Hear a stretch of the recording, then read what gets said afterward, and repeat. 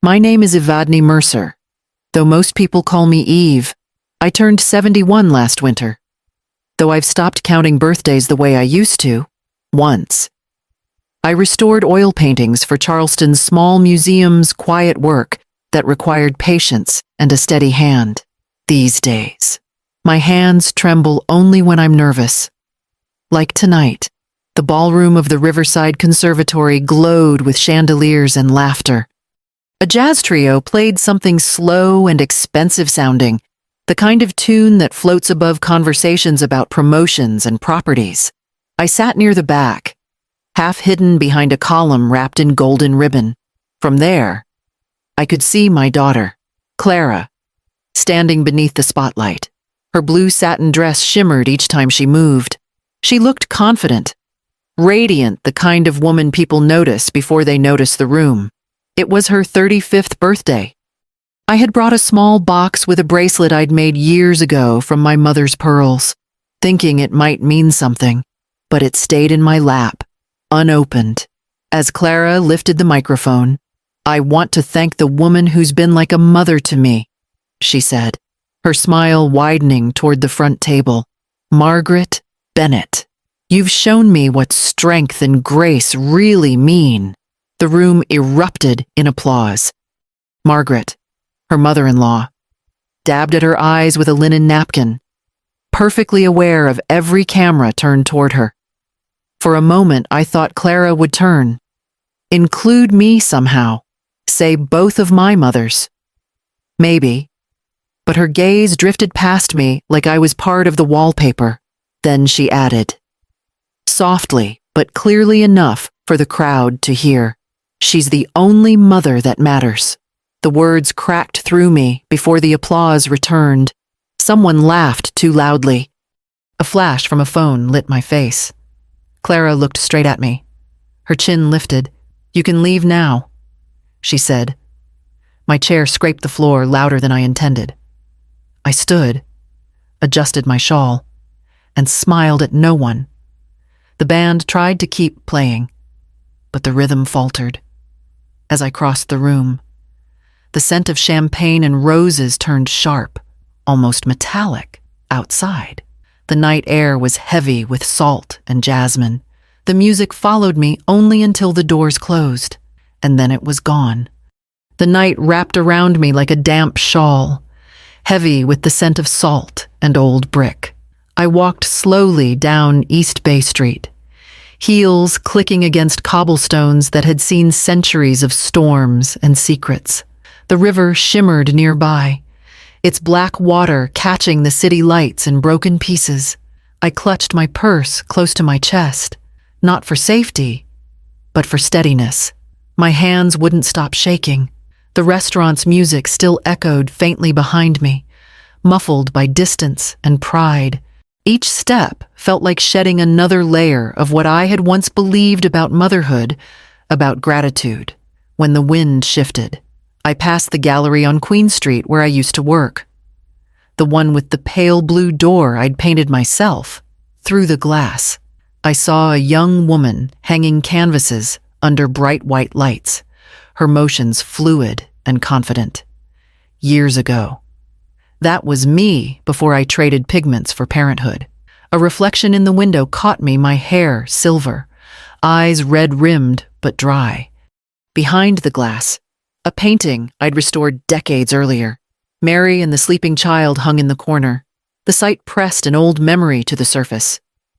Clara at 5, feverish, her small body trembling against my chest as I sang to keep her calm. The tune came back without effort, fragile and wordless. I hummed it as I walked, my voice lost in the hum of distant traffic. How did love turn into this silence? The words slipped out before I realized I'd spoken them. By the time I reached my house, a narrow brick row home near the harbor, the air had thickened with fog. The porch light flickered once, as if startled to see me so early.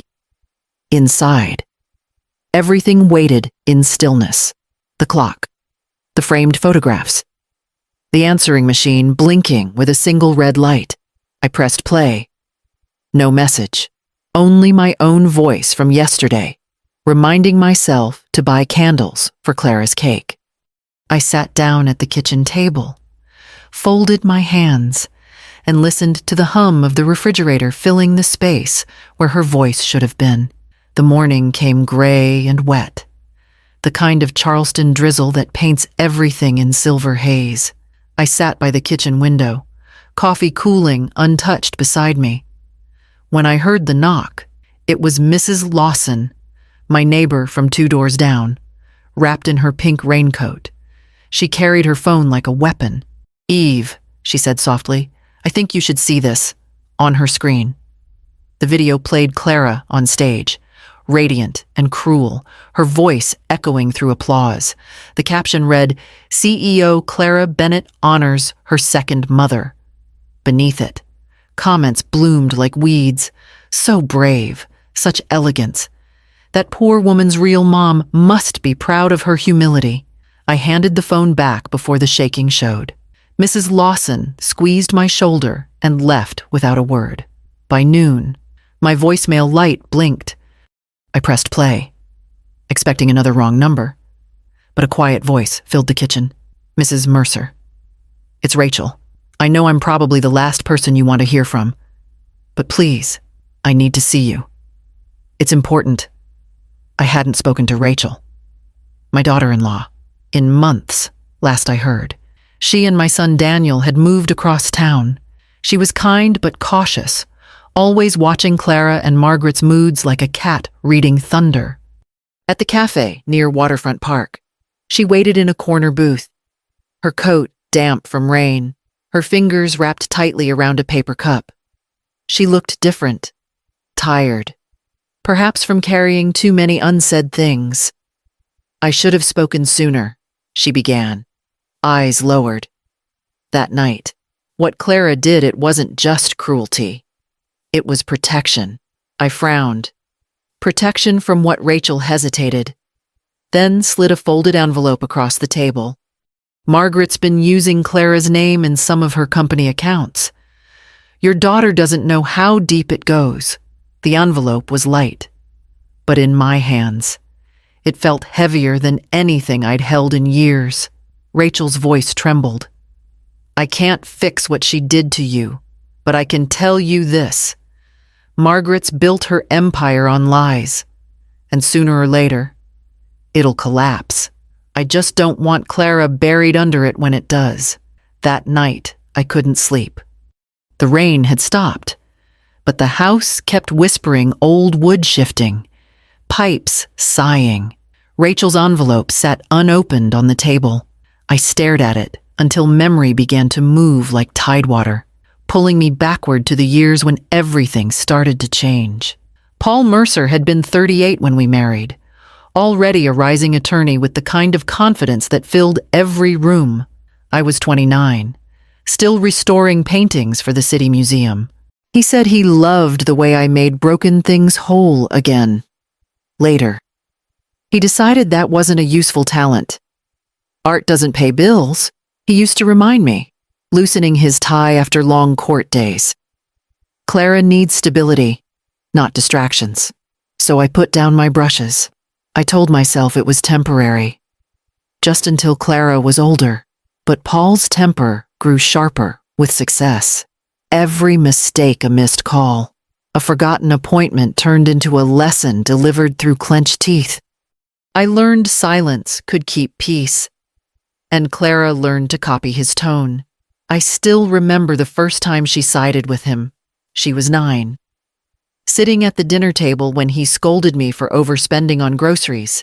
"Daddy's right," she said, spoon tapping her plate, her eyes proud of pleasing him. It wasn't cruelty then, just imitation. But imitation hardens into habit. When Paul died, Clara was 25, beautiful and ambitious, working her way through law school. I thought grief might bring us closer. Instead, it brought Margaret Bennett, her future mother-in-law. Margaret swept in with pearls, charities, and the calm of someone who had never known fear. She invited Clara to luncheons, lent her gowns, taught her which forks belonged to which course. Soon, Clara's words changed, the soft Carolina lilt replaced by something clipped, practiced. She started saying Evadne instead of mom in public introductions. I watched her orbit shift toward that bright, polished world Margaret offered. I told myself she was just finding her place. I didn't realize she was learning how to erase me while doing it. The kettle whistled in the kitchen, pulling me back to the present. I poured a cup, knowing that the truth Rachel had hinted at might finally show me how deep that erasure went. The next morning, I called Rachel. Her voice was steady but low, as if each word risked being overheard. She told me Margaret's foundation had been funneling money through accounts under Clara's name donations that never reached their causes. The details were too precise to dismiss, yet I felt myself wanting to believe her meant admitting that Margaret's reach extended beyond social games into something darker, and that Paul, my own husband, might have helped build it. When I hung up, the silence in the house pressed down hard. I climbed the narrow stairs to the attic, where Paul's old files had been gathering dust for more than a decade. The air was thick with the scent of cedar and paper. Boxes labeled Client Confidential lined the shelves, stacked neatly as if he might walk in any minute and scold me for touching them. I sat cross-legged on the wooden floor, pulling folders one by one, years of contracts, tax returns, handwritten notes. My fingers grew gray from dust and graphite. Then, inside a leather binder stamped with his initials, I found it a ledger of payments between a company named Bennett Trust Holdings and Paul's firm. Beside several entries were two signatures, Paul's looping cursive and another, more practiced one, Margaret Bennett. At the bottom of one page, I saw something that froze me. Clara's name, printed neatly beside an authorization line. She would have been barely 20. I closed the binder and sat in the dim light, hearing my own breath quicken. There was no anger, only a strange calm, like the quiet before a storm knows it's ready to break. That evening, I searched for a number I hadn't dialed in years. Henry Lang, Paul's old partner. He answered after the second ring, his voice older but unmistakably sharp. Evadne Mercer, he said, almost kindly. It's been a long time. I found something. I told him, something I think you should see. By the time I arrived at his small office the next morning, Henry was waiting with his reading glasses perched low on his nose. He turned the ledger's pages slowly, tracing each signature. These aren't coincidences, he said quietly. You've stumbled on the kind of truth people pay fortunes to bury. For the first time in years, I felt the weight in my chest shift, not vanishing, but finally moving somewhere I could follow. Henry kept the ledger open on his desk, tapping one finger against the column of dates. Truth has an expiration date. Evadne, he said. Get this notarized before it spoils. His tone was calm, but the warning settled deep. I left his office carrying copies he'd made, wrapped in a plain brown envelope. The city outside looked ordinary. Tourists on King Street, horse carriages rattling by, but everything felt sharpened, edged, at home. I set up my kitchen like an archive room. The kettle steamed beside stacks of manila folders. I made 3 complete sets of the documents, one hidden in my attic, one slipped into the safe deposit box at the bank, and one sealed for my attorney, Elaine Roper, a quiet woman who'd helped me with the house deed after Paul's death. She didn't ask why I was suddenly cautious. She only nodded, stamped the seal, and said, I'll keep this under lock and key. When it was done, I felt lighter, though I couldn't say why. Maybe it was the quiet certainty that I no longer had to beg for respect. I could prove what others denied. That Sunday, Clara invited me to brunch at the Charlestonian. It was the first message from her since the birthday.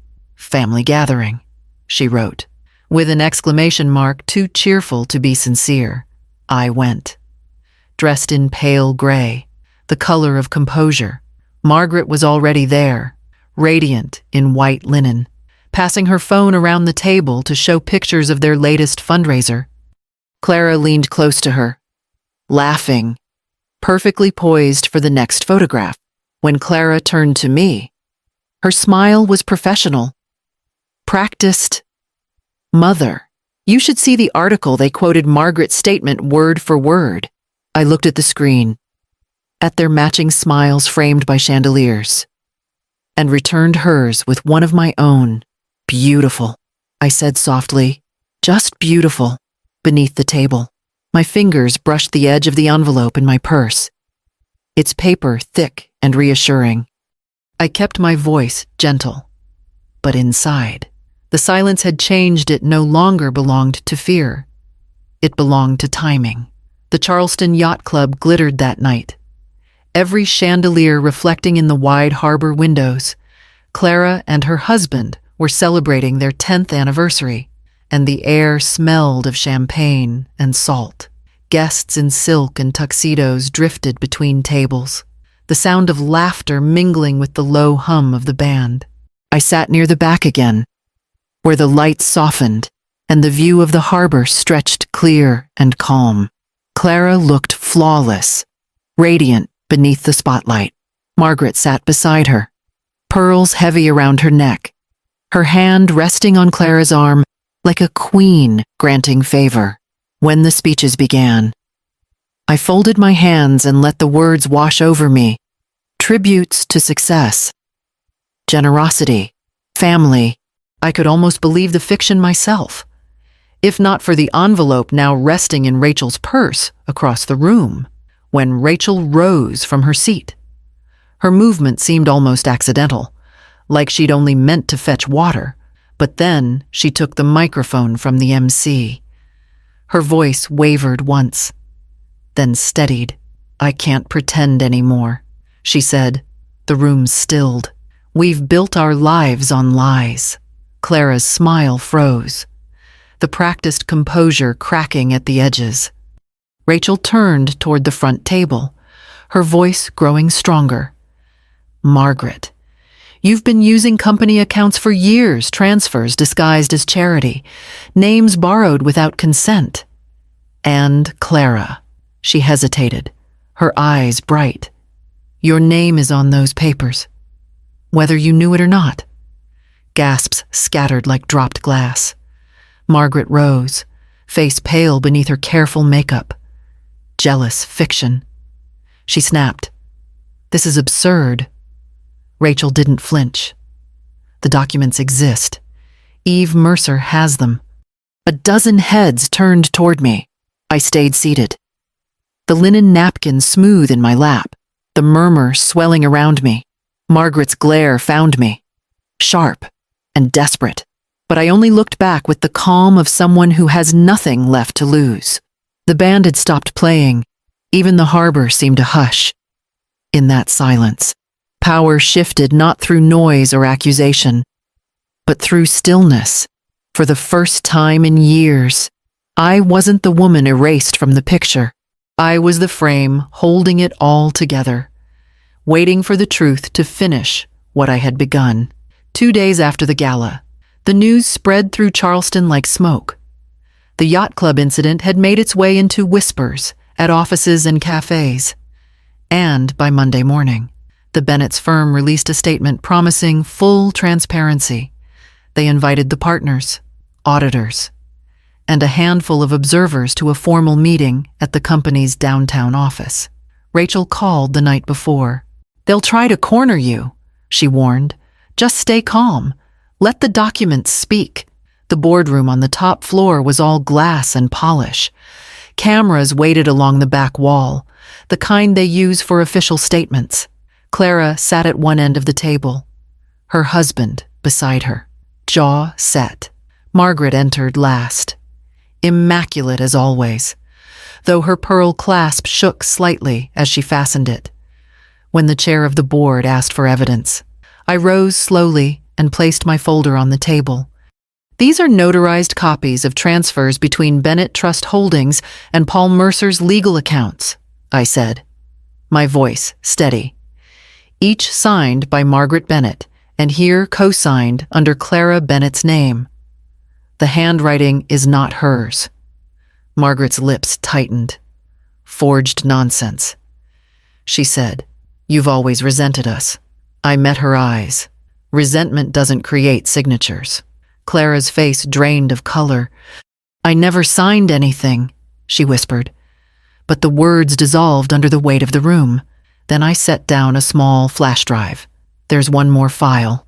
I pressed play on the tablet Rachel had lent me. The recording crackled Margaret's voice. Low and clear. "Make the transfer, and keep the record off the books.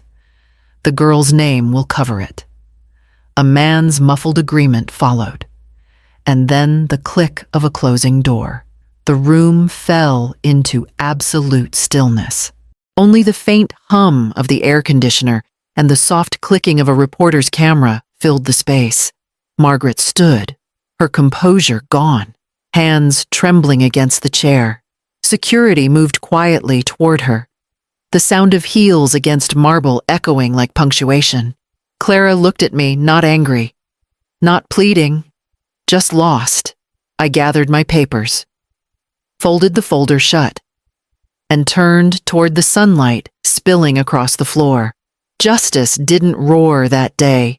It whispered, calm and undeniable.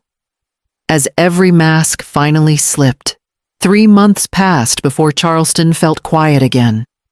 The papers had stopped printing the Bennett's names. The firm had been dissolved, and Margaret's estate was under investigation. I spent those weeks sorting through drawers, clearing the house of things that no longer belonged to the life I wanted. The ledgers, the copies, the envelopes, all sealed and stored for the lawyers. When my attorney, Elaine, came by with the final draft of my will, I didn't hesitate. Everything I owned, the house, the savings Paul left, the art pieces I'd restored, would fund a small foundation for elderly victims of financial abuse. Rachel had already agreed to serve as co-director. "You'll need someone younger," she said, smiling softly, "but I'll be there as long as you need me." The day I signed the document, the sky outside turned pale gold, the first light of early spring. I felt no triumph, only a calm that had taken decades to earn. The same hands that once trembled with humiliation now moved with certainty. Clara came to see me 2 evenings later. I heard her car before I saw her, the hesitant engine, the pause at the curb.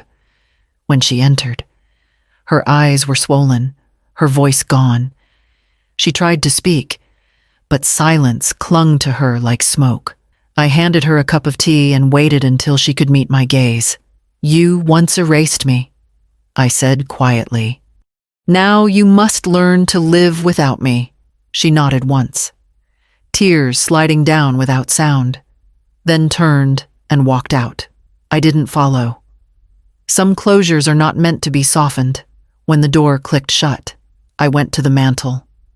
The microphone from Clara's birthday stood there, a gift from Rachel, polished and silent.